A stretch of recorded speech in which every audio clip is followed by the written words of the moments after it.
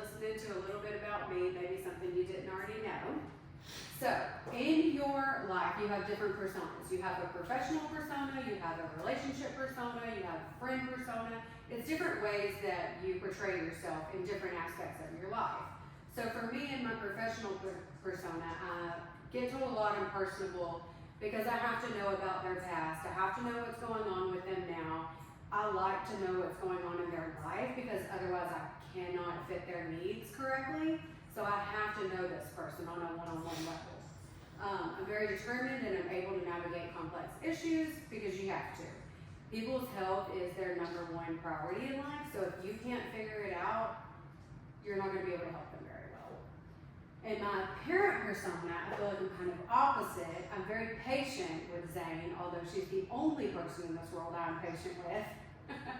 Not many people catch that, but she is the one person I'm patient with. And then I feel like I'm motivated because I always want her to do her best. I can't does not exist. I don't like when she says that. We immediately tell her, like, you can. We're not going to say I can't. But I'm also more soft-spoken with her than I am with anyone else. She pretty much gets her way 90% of the time because it's not worth the fight. There are certain things that I'll stand on about manners and being disrespectful, but other than that, she kind of runs the show, and we're all right with it.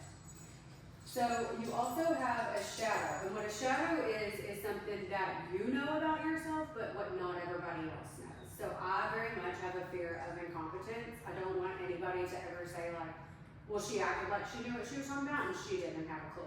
I don't like that. I'm not going to portray I know something that I don't know.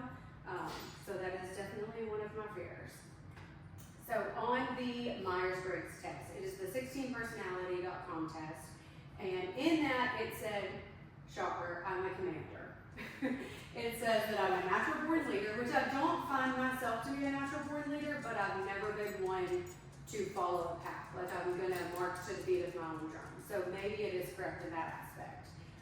It also stated I was driven and I have a pursuit of success. Again, I don't think these things about me, but if I take a step back and look at where I'm at and what I've done, maybe it is accurate because I do very much want to succeed because I want Zane to succeed and to be a functional member of society. And then you have an open window, which is what everybody else sees about you. And I'm always told I'm friendly and inviting. I can talk to anybody, I can make friends with anyone, I'm going to question you up because I want to get to know you. And then your closed window is something, again, that you know, but nobody else knows. And I very much struggle with past decisions, one of which not finishing college is one of those, which some people do know about. It's just like the decisions that I made that affected me to not finish college.